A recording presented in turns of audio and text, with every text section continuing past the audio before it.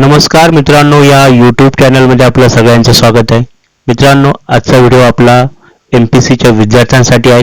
जे विद्यार्थी MPSCचे prelim pass झालेले आहेत आणि जे मेन्सला क्वालिफाय झालेले आहेत, अशा विद्यार्थ्यांसाठी हा व्हिडिओ मी बनवत आहे. खूप विद्यार्थ्यांचे चॅनल्सवरती कमेंट आलेले आहेत का थोडंसं आम्हाला मार्गदर्शन करा, गाईड करा.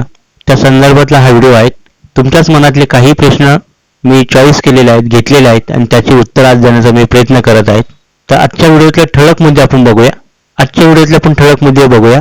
MPSC फॉर्म भरण्याची तारीख, टायपिंग मशीनचा निकाल कधी लागेल, कम्प्युटर टायपिंगचे ओरिजिनल सर्टिफिकेट कधी मिळेल, स्किल टेस्टसाठी इंग्लिश, मराठी का इंग्लिश कोणता विषय घेऊ, स्किल टेस्ट कशी असेल, संपूर्ण माहिती. टायपिंग सर्टिफिकेट आहे पण टायपिंग येत नाही, घरीच टायपिंग करू का क्लास जॉईन करू, घरीच टायपिंग करायची असेल तर पर्याय काय आहे, किती तास टायपिंग प्रॅक्टिस केली तर स्पीड वाढेल, टायपिंग प्रॅक्टिस कोणत्या सॉफ्टवेअरवरती केली पाहिजे. मित्रांनो, असे ठळक मुद्दे घेऊन आपल्या समोर येत आहेत. व्हिडिओ नक्की बघा, पूर्ण व्हिडिओ बघा, स्किप करू नका. यामध्ये तुमच्याच फायद्याची माहिती आहे. चला तर आपण वन बाय वन एक एक टॉपिक बघूया. पहिला टॉपिक आहे MPSC मुख्य परीक्षा फॉर्म भरण्याची तारीख. मित्रांनो, अर्ज करण्याचा जो कालावधी आहे तो 17 ऑक्टोबर ते 31 ऑक्टोबर आहे. 31 ऑक्टोबर लास्ट ही डेट आहे फॉर्म भरण्याची मेन्सचा आणि परीक्षेचा दिनांक आहे 17 डिसेंबर. मित्रांनो, 17 डिसेंबर पर्यंत तुम्हाला मेन्सचा खूप चांगल्या प्रकारे अभ्यास करायचा आहे, पण त्याचबरोबर तुम्हाला टायपिंग सुद्धा चालू ठेवायची आहे. आपण याच्यावरती सविस्तर बोलणारच आहोत. आपण पुढचा टॉपिक बघूया. टायपिंग मशीनचा निकाल कधी लागेल. मित्रांनो, खूप ज्वलंत प्रश्न आहेत का टायपिंग मशीनचा निकाल कधी लागेल. GCC TVC कम्प्युटर टायपिंगचा निकाल लागलेला आहे, लागून भरपूर दिवस झालेले आहेत, पण अजूनही टायपिंग मशीनचा निकाल लागलेला नाही. मित्रांनो, दोन्ही वेगवेगळ्या गोष्टी आहेत. कम्प्युटर टायपिंग हे सॉफ्टवेअरवरती केलं जातं, त्यामुळे त्याचा निकाल लवकर लागू शकतो, पण जे मशीन टायपिंग आहे ते मॅन्युअली पेपर चेक करावं लागतं, त्यामुळे त्याच्यामध्ये कालावधी जास्त लागू शकतो. त्यामुळे रिझल्टला वेळ लागतो असं सांगितलं जातं. मित्रांनो, तुम्ही सगळे टेन्शनमध्ये आहात. टायपिंग मशीन तुम्ही कोर्स जो जॉईन केलेला आहे आणि आता तुमच्या समोर मेन्सची डेट पण आलेली आहे फॉर्म भरण्याची, तरी तुमच्या हातात अजून रिझल्ट नाही आहे. तर साहजिकच कोणालाही टेन्शन येईल, तसंच तुम्हाला टेन्शन आलेलं आहे. पण टेन्शन घेऊ नका. 31 ऑक्टोबरच्या अगोदरच परीक्षा परिषद निकाल लावेल अशी आपण आशा बाळगू आणि त्यांचेही ते प्रयत्न चालूच आहे का 31 ऑक्टोबरच्या अगोदर टायपिंग मशीनचा निकाल लावण्याचं. त्यांच्यावरती प्रेशर आलेलं आहे. जसं आपल्याला टेन्शन आहे तसं त्यांनाही टेन्शन आहे. त्यांच्याकडनंही वेगवेगळ्या ठिकाणून कॉल्स जातात, मेल जातात, तर त्यांनाही त्या प्रकारचं टेन्शन आहे. तर 31 ऑक्टोबरच्या अगोदरच निकाल लागेल, पण डेट फिक्स सांगता येत नाही. होऊ शकतो तो उद्या परवाही लागेल. पण मी माझ्यापर्यंत जेवढा प्रयत्न आहे तेवढा प्रयत्न करतोच आहे का निकाल लवकरात लवकर कसा लागू शकेल. पण शक्यतो सर्व काम तिथं करणाऱ्या कर्मचाऱ्यांवरती असतं, त्यामुळे तेही प्रयत्न करत आहेत, पण लवकर निकाल लागेल. पुढचा टॉपिक बघूया. कम्प्युटर टायपिंगचे ओरिजिनल सर्टिफिकेट कधी मिळेल. काही विद्यार्थी मित्रांनी GCC TVC कम्प्युटर टायपिंग केलेले पास झालेले आहेत आणि त्यांचे वारंवार तोच प्रश्न येतो की ओरिजिनल सर्टिफिकेट आम्हाला अपलोड करायचं आहे. मित्रांनो, 31 तारखेपर्यंत जर ओरिजिनल सर्टिफिकेट मिळालं, शक्यतो मिळण्याचा प्रयत्न करणार आहेत परीक्षा परिषद. ते जर तुम्हाला मिळालं तर तुम्ही अपलोड करा, पण जर नाही मिळालं तर तुम्ही ही सॉफ्ट कॉपी अपलोड करू शकता. ही सॉफ्ट कॉपी अपलोड केलेली चालू शकते. फक्त ज्यावेळेस तुम्हाला व्हेरिफिकेशन असेल त्यावेळेस तुम्हाला ओरिजिनल सर्टिफिकेट द्यायचं आहे किंवा ओरिजिनल सर्टिफिकेट तुमच्याजवळ असणं आवश्यक आहे. रिपीट विद्यार्थी मित्र तेच प्रश्न विचारता का ओरिजिनल सर्टिफिकेट कधी मिळेल. मित्रांनो, 1 ते 1.5 महिन्याच्या आतमध्ये ओरिजिनल सर्टिफिकेट मिळतं रिझल्ट नंतर. तर तोपर्यंत तुम्हाला ओरिजिनल सर्टिफिकेट मिळून जाईल. सध्या तरी जर तुम्हाला आत्ताच फॉर्म भरायचा असेल मेन्सचा, तुम्ही सॉफ्ट कॉपीसाठी ही प्रिंट अपलोड करू शकता. ही एक प्रकारे तुमचं सर्टिफिकेटच आहे. त्याच्यामुळे तुमचा हाही प्रॉब्लेम सॉल्व्ह झालेला आहे का ज्यांनी कम्प्युटर टायपिंग केलेलं आहे आणि ते पास झालेलं आहे तर त्यांनाही सर्टिफिकेट्स हे मिळालेलं आहे सॉफ्ट कॉपी. आणि ओरिजिनल जर आलं तुमच्या क्लासमध्ये, तुमच्या सेंटरमध्ये, तर तेही तुम्ही अपलोड करू शकता. पुढचा टॉपिक बघूया. स्किल टेस्ट मराठी का इंग्लिश कोणता विषय घेऊ शकता. बघा, आता स्किल टेस्ट बद्दल तुम्हाला सगळी माहिती मिळालीच असेल, तेवढे तर तुम्ही हुशार आहातच. तरी पण टंकलेखन कौशल्य चाचणी केवळ क्वालिफाय स्वरूपाची असेल. लेखी परीक्षेच्या निकालाच्या आधारे संबंधित संवर्गाच्या भरावाच्या पदाच्या 3 पट उमेदवार टंकलेखन कौशल्य चाचणीकरता पात्र ठरवण्यात येईल. म्हणजे जर तुमच्या 7,000 जागा आहे तर 21,000 उमेदवार ही पात्र करण्यात येतील. कशासाठी? तर स्किल टेस्टसाठी. आता याच्यामध्ये तुम्हाला फक्त एकच पर्याय निवडायचा आहे, इंग्लिश किंवा मराठी. तुम्हाला दोन्ही पर्याय उपलब्ध नाहीये सी गटासाठी, तर तुम्हाला फक्त एकच निवडायचं आहे, इंग्लिश किंवा मराठी. आता याच्यामध्ये खूप मुलांचं कन्फ्युजन आहे, इंग्लिश घेऊ का मराठी घेऊ. काही मुलांचं म्हणणं असं आहे, इंग्लिश जर घेतलं तर त्याची कट ऑफ लिस्ट ही हाय लागते मराठीपेक्षा, किंवा इंग्लिशला जागा कमी असतात, मराठीला जास्त असतात. पण एमपीएससीने कुठेही डिक्लेअर केलं नाही का कोणत्या पदासाठी किती जागा आहेत, इंग्लिशसाठी किती किंवा मराठीसाठी किती. त्याच्यामुळे तुम्हाला आता एकच चॉईस करायचं आहे, इंग्लिश घ्यायचं का मराठी घ्यायचं. सोपं इंग्लिश आहे, मराठी थोडं अवघड आहे. पण मराठीमध्ये कमी उमेदवार चॉईस करणार आहेत, इंग्लिशमध्ये जास्त उमेदवार चॉईस करणार आहेत. त्याच्यामुळं तुम्ही हा सगळा विचार करूनच तुम्ही चॉईस करा, मराठी घेऊ का इंग्लिश घेऊ. फक्त लक्षात ठेवा, इंग्लिशमध्ये टायपिंगचा स्पीड लवकर येतो, त्या बदल्यामध्ये मराठीला लवकर स्पीड येत नाही. त्यासाठी तुम्हाला प्रचंड मेहनत करावं लागेल. आणि जे कर सहाय्यक आहे यांना दोन्ही भाषेमध्ये स्किल टेस्ट द्यावा लागेल, जिथं इंग्लिश पण द्यावं लागेल आणि मराठी पण द्यावं लागेल. फक्त जे लिपिक टंकलेखक आहेत त्यांनाच फक्त इंग्लिश किंवा मराठी दोघांपैकी एक चॉईस करायचं आहे. आता याच्याच संदर्भातला आपण पुढचा पार्ट बघूया. स्किल टेस्ट कशी असेल, तर ज्यांनी इंग्लिश चॉईस केलेलं असेल त्याला 40च्या स्पीडला इंग्लिश टाईप करायचं आहे. ज्यांनी मराठी चॉईस केलं असेल त्याला 30च्या स्पीडनं मराठी टाईप करायचं आहे. आता बघा, काही मुलांना ही की डिफ्रेशन्स माहीत नाही. 1200 की डिफ्रेशन आणि 9,000 की हे एका तासाचे दिलेले आहेत. म्हणजे एका तासाला तुम्हाला 12,000 कॅरेक्टर टाईप करायचे आहेत इंग्लिशसाठी, आणि मराठीसाठी 9,000. आता जर तुम्ही याचं जर गणित बघितलं तर 12,000 हे 60 मिनिटासाठी आहे. म्हणजे एका मिनिटाला किती येतील, तर 12,000 भागिले तुम्ही 60 करा, म्हणजे तुम्हाला एका मिनिटाचे की डिफ्रेशन येईल. 5 अक्षर कॅरेक्टर मिळून तुमचा एक शब्द तयार होतो. मग असे 5 कॅरेक्टर जेव्हा तुम्ही टाईप कराल तेव्हा तुमचा एक शब्द टाईप झालेला असेल असं गृहीत धरलं जातं.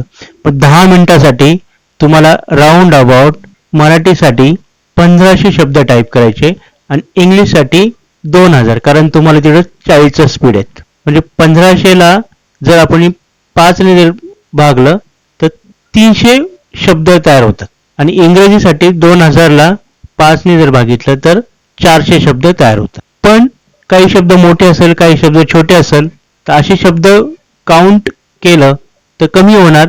ते 300 पेक्षा कमी होतील किंवा 400 पेक्षा कमी असेल, कारण शब्द काही मोठा असेल काही छोटा असेल तर त्यानुसार ते शब्द कमी जास्त असू शकतात. पण तुमचं की डिफ्रेशन जे आहे ते 1500 मराठीसाठी आणि इंग्लिशसाठी 2,000 असं गृहीत धरणार आहे, जरी तुमचा पॅराग्राफ जास्त असला तरीही.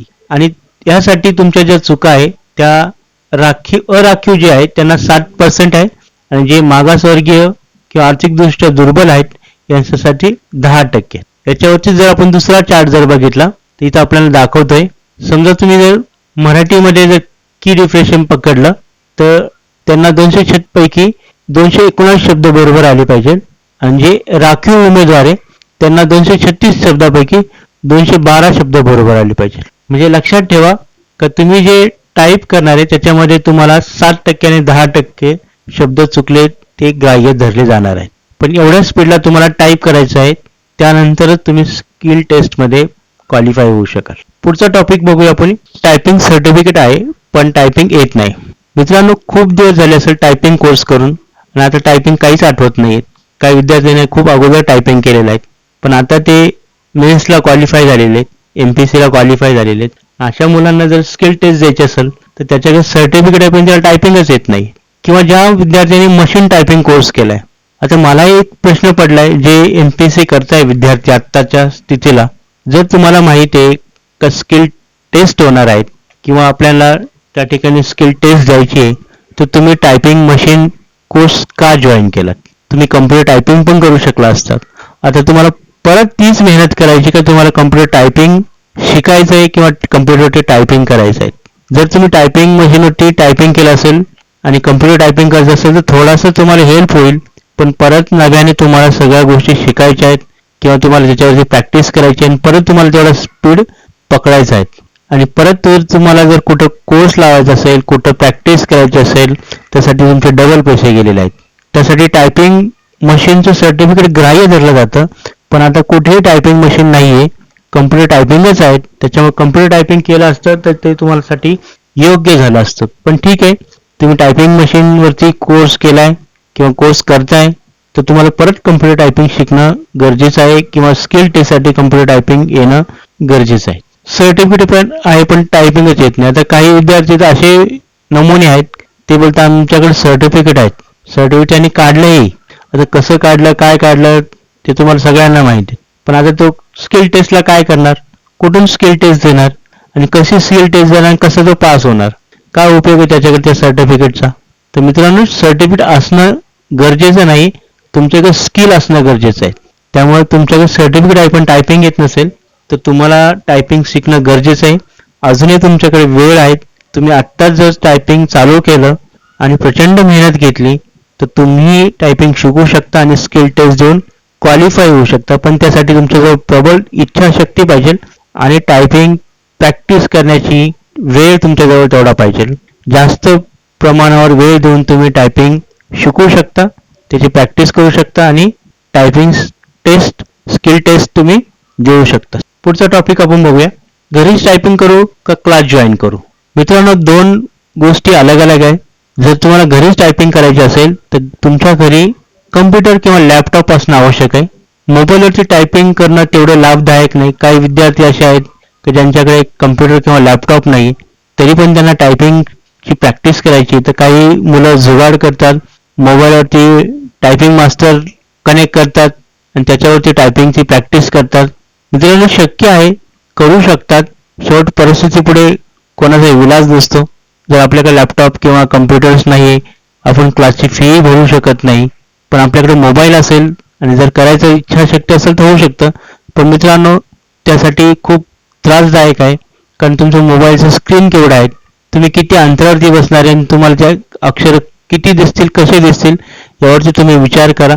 त्यामुळे ज्यांना शक्य आहे त्यांनी घरी कम्प्युटर किंवा लॅपटॉप याच्यावरती टायपिंगची प्रॅक्टिस केली तरी चालेल, किंवा जर तुमच्याकडे आर्थिक परिस्थिती चांगली असेल तर तुम्ही क्लासही जॉईन करू शकता. क्लासमध्ये तुम्ही जाऊन प्रॅक्टिस करू शकता. बघा, घरी आणि क्लासचा फरक काय. घरी तुम्ही विचार करत असाल की घरी मी प्रॅक्टिस करेल, तर कधी कधी घरी कोणीतरी पाहुणा येतात, कोणीतरी मित्र येतो, कधीतरी असं वाटतं की नको आता नको, थोड्या वेळाने करू, नंतर करू, असं चालढकल होते घरी. त्याच्यामुळे ती घरी पर्टिक्युलर त्या टायमाला तुम्ही प्रॅक्टिस करालच, हे कधी कधी शक्य होत नाही काही विद्यार्थ्यांना. आणि त्याच्यामुळं आज नको, उद्या नको करत करत एकामागून एक दिवस निघून जातात, वेळ निघून जाते आणि काहीच होत नाही. पण तेच जर तुम्ही एखाद्या क्लासमध्ये पैसे भरले असेल तर तुम्हाला ते थोडं प्रेशर असतं की आपण पैसे दिलेले आहेत, आपल्याला क्लासला जाणं गरजेचं आहे. तिथं तुम्ही त्याच उद्देशासाठी जातात क्लासमध्ये की मला टायपिंग शिकायची आहे. त्याच्यामुळे तिथं तुमची थोडीफार प्रॅक्टिस होऊ शकते. आणि मित्रांनो, क्लास जॉईन करताना असाच क्लास जॉईन करा, ब्रँडेड क्लास जॉईन नका करू, जिथं तुम्हाला जास्त वेळ बसून दिलं जाईल अशाच क्लासेसमध्ये तुम्ही प्रवेश घ्या. जास्तीत जास्त तुम्ही जेव्हा प्रॅक्टिस कराल टायपिंगची तेव्हाच तुम्हाला ही गोष्ट शक्य आहे. मित्रांनो, तुमच्यापेक्षाही मार्केटमध्ये खूप टायपिंग मास्टर लोक बसलेले आहेत, तुमच्या जागेवरती दावा करणार आहेत. आणि जर तुम्हाला ती जागा घ्यायची असेल तर तुम्हाला त्याच्यापेक्षा जास्त टायपिंग करणं गरजेचं आहे. त्यासाठी जीव तोडून मेहनत करा. तुमच्याजवळ येणारे काही दिवस खूप महत्त्वाचे आहेत, 3 ते 4 महिने. एक क्षणाचाही तुम्ही विलंब करू नका. जर तुम्ही एक एक क्षणाचा जर विलंब केला, आज नको उद्या करू, उद्या नको परवा करू, तर काहीच होणार नाही.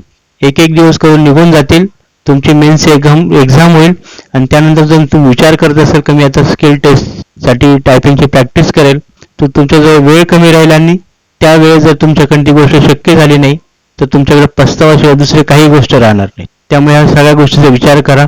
शक्य असेल तर घरी टायपिंग प्रॅक्टिस करा आणि आर्थिक परिस्थिती चांगली असेल तर क्लास तुम्ही जॉईन करू शकतात. फक्त क्लास जॉईन करताना काही गोष्टी लक्षात ठेवा. त्यानंतर पुढचा टॉपिक बघूया, घरी टायपिंग करायची असेल तर पर्याय काय. आता मगाशी सांगितल्याप्रमाणे कम्प्युटर किंवा लॅपटॉप असणं आवश्यक आहे. लॅपटॉप असेल तर एक्स्ट्रा कीबोर्ड आणि माऊस लावा. लॅपटॉपच्या कीबोर्डवरती टायपिंगची प्रॅक्टिस होत नाही, त्याचे की थोडेसे छोटे असतात आणि त्याची सेटिंग थोडी वेगळी असते. त्याच्यामुळे लॅपटॉपच्या कीबोर्डवरती तुमचा टायपिंगची प्रॅक्टिस होणार नाही. त्यासाठी तुम्ही वेगळा कीबोर्ड जॉईन करा, शक्यतो चांगल्या कंपनीचा कीबोर्ड जॉईन करा कारण तुम्ही ज्या ठिकाणी स्किल टेस्ट देणार आहे त्या ठिकाणी चांगलेच कीबोर्ड असणार आहे ब्रँडेड, कारण TCS कंपनी ही चांगली कंपनी आहे. तिथं तुम्हाला लोकल कीबोर्ड नसणार आहेत. त्याच्यामुळे चांगल्या कंपनीचा कीबोर्ड वापरा आणि त्याच्यावरती शक्यतो प्रॅक्टिस करा. घरी जर तुम्ही टायपिंग करायची असेल तर मराठीसाठी तुम्हाला ISM सॉफ्टवेअर टाकावं लागेल. आपल्या चॅनलवरती ISM सॉफ्टवेअर कुठून डाउनलोड करायचं आणि कसं इन्स्टॉल करायचा व्हिडिओ आहेत तो आपण बघू शकतात. आणि आपल्या लॅपटॉपमध्ये मायक्रोसॉफ्ट वर्ड किंवा इंटरनेट जर असेल तर तुम्ही ऑनलाईन पण टायपिंग शिकू शकतात. मित्रांनो, टायपिंग शिकणं काही लोकांना खूप सोपं वाटतं आणि काही लोकांना खूप अवघड वाटतं. तुम्ही समजता तेवढं सोपं नाही, तुम्ही समजता तेवढं अवघड नाही. फक्त त्याला तुम्ही प्रॉपरली शास्त्रशुद्ध पद्धतीने जर तुम्ही टायपिंग लेसन शिकला तर तुम्ही टायपिंग करू शकता. नक्की तुमचा स्पीड वाढेल. पुढचा टॉपिक बघूया. किती तास टायपिंग प्रॅक्टिस केली तर स्पीड वाढेल. मित्रांनो, आता हा जो टॉपिक आहे किती वेळ दिला पाहिजे रोज. ज्या विद्यार्थ्यांनी अगोदर टायपिंग केलेलं आहे, करंटली जे आता टायपिंग एक्झाम झालेले आहेत, अशा विद्यार्थ्यांनी रोज अर्धा पाऊण तास 1 तासापर्यंत दिला तरी चालेल. पण ज्या विद्यार्थ्यांनी खूप अगोदर टायपिंग कोर्स केलेला आहे, सध्या त्याचा टायपिंगशी काडी मात्रही संबंध नाही, अशा विद्यार्थ्यांसाठी रोज 2 ते 3 तास टायपिंग करणं खरंच गरजेचं आहे. कारण त्याला पूर्ण पहिल्यापासून रिफ्रेश व्हावं लागणार आहे. त्याला परत सगळ्या गोष्टी थोड्याशा शिकाव्या लागतील. त्याला थोडेसे हात बसावं लागेल टायपिंगवरती. त्यानंतरच ही गोष्ट शक्य आहे. मित्रांनो, तुम्ही जो कोर्स केला तो होऊ शकतो 1 वर्षापूर्वी केला असेल, 2 वर्षापूर्वी केला असेल, 4 वर्षापूर्वी केला असेल किंवा कोणी 5 वर्षापूर्वी केला असेल. त्यानंतर तुम्ही आज जर तुम्ही टायपिंगला बसला असाल तर तुम्हाला फक्त थोडंफार आठवत असेल, पण तुम्हाला परत प्रॅक्टिस करायची. लक्षात ठेवा, टायपिंग आणि जिम ही एकच गोष्ट आहे. जर जिममध्ये तुम्ही 4 महिने 6 महिने जर गेला नाही तर तुमची तीच परिस्थिती जी पहिली आहे. त्यामुळे तुम्हाला टायपिंग अगोदर झाली असेल आणि आता तुम्हाला जर स्किल टेस्ट द्यायची असेल, त्याच्यामध्ये क्वालिफाय व्हायचं असेल तर तुम्हाला आत्तापासूनच त्याची तयारी करावी लागेल. मी खूप विद्यार्थ्यांशी बोलतो, ते बोलतात फॉर्म भरल्यावर बघू, मेन्स आल्यावरती बघू. मेन्स आल्यावरती बघू बोललं तर काहीच होणार नाही. तुम्हाला आत्तापासूनच जेवढा वेळ मिळतो तेवढा वेळ तुम्हाला कमीत कमी टायपिंगवरती द्यावा लागेल. कारण तुमच्या 7,000 जागा आहेत, त्यासाठी 21,000 विद्यार्थी क्वालिफाय होणार आहेत टायपिंगच्या स्किल टेस्टसाठी. त्यामुळे तुमचाही नंबर लागू शकतो. आणि त्यावेळी जर तुम्ही विचार करत असाल तहान लागल्यावरती मी विहीर खोदेल, तर ते चुकीचं आहे. आत्तापासूनच सुरुवात करा. आत्तापासूनच टायपिंगची थोडी थोडी प्रॅक्टिस ठेवा. जेव्हा तुमची मेन संपेल, ज्यावेळेस तुम्हाला आन्सर की आल्यावर तुम्हाला कळेलच, त्यानंतर तुम्ही मॅक्झिमम टाइम टायपिंगवरती द्या. आणि टायपिंग लेसननुसारच टायपिंग शिकलं पाहिजे. टायपिंगचे लेसन्स असतात, त्या लेसननुसार टायपिंग केलं तुम्हाला चांगल्या प्रकारे टायपिंग शिकता येईल. जास्तीच्या स्पीडला प्रॅक्टिस करायची. मित्रांनो, जर तुम्हाला मराठीत 30चा जर पॅरेग्राफ कम्प्लीट करायचं असेल तर तुम्ही 40च्या स्पीडला प्रॅक्टिस करा. तुम्ही टार्गेट थोडं जास्त ठेवा, म्हणजे ऑटोमॅटिकली तुमचं टार्गेट जास्त असल्यामुळं कमीच्या टार्गेटवरती तुम्ही क्वालिफाय होऊ शकता. त्यामुळे तुम्हाला स्पीड प्रॅक्टिस करायची असेल तर तुम्ही जास्तीच्या स्पीडची प्रॅक्टिस करायची, तर ऑटोमॅटिकली तुम्हाला त्याच्या कमीच्या स्पीडला प्रॅक्टिस होईल. योग्य सॉफ्टवेअरचा उपयोग करूनच प्रॅक्टिस करणं गरजेचं आहे. मित्रांनो, काही ओपन करून कुठेही तुम्ही टायपिंग करत बसला त्याला उपयोग नाही. योग्य सॉफ्टवेअर उपयोग करा. योग्य सॉफ्टवेअरचा टायपिंग करा. काही कृतीदेवमध्ये टायपिंग करतात, वेगवेगळे सॉफ्टवेअर वापरतात. मित्रांनो, ISMचं जे फॉन्ट आहेत किंवा ISM सॉफ्टवेअर आहे किंवा टायपरायटरचे जे कीज आहेत, ह्याच लेआउटला तुमचं स्किल टेस्ट होणार आहे मराठीची. त्याच्यामुळे तुम्ही वेगवेगळे टायपिंगचे सॉफ्टवेअर वापरू नका. योग्य सॉफ्टवेअर्स वापरा. त्याच्यावरती पण मी व्हिडिओ बनवणार आहेत.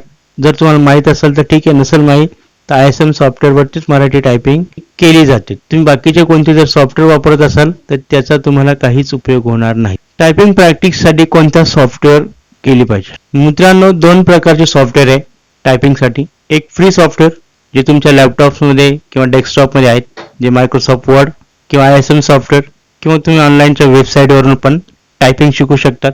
आता हे फ्री सॉफ्टवेअर कसं वापरायचं किंवा फ्रीमध्ये तुम्ही टायपिंग कसं करायचं आहे हे आपण बघणारच आहोत. याच्यासाठी स्पेशल एक व्हिडिओ मी तयार करत आहे. आणि पेड सॉफ्टवेअर म्हणजे काही मार्केटमध्ये जे सॉफ्टवेअर आहे जे तुम्हाला टायपिंग शिकवतात, टायपिंग लेसन आहे, त्याच्यामध्ये पॅरेग्राफ्स आहेत, स्पीड काउंटर आहेत, सगळ्या प्रकारचे आहेत. पण हे पेड सॉफ्टवेअर आहे. आता या पेड सॉफ्टवेअरचं नाव मी इथं आता सांगू शकत नाही, कारण हा आपला काही प्रमोशनल व्हिडिओ नाही. आपण कोणत्या सॉफ्टवेअरला प्रमोट करत नाही. त्यामुळं कोणतं सॉफ्टवेअर असेल याचा मी आता तिथं काही उल्लेख करणार नाही. ज्या विद्यार्थ्याला पेड सॉफ्टवेअर घ्यायचं असेल त्यांनी कॉन्टॅक्ट करा मला. नक्कीच तुम्हाला ते सॉफ्टवेअर मी इन्स्टॉल करून देईन. त्याचा जो काय चार्ज असेल तो फक्त आपल्याला द्यावा लागेल.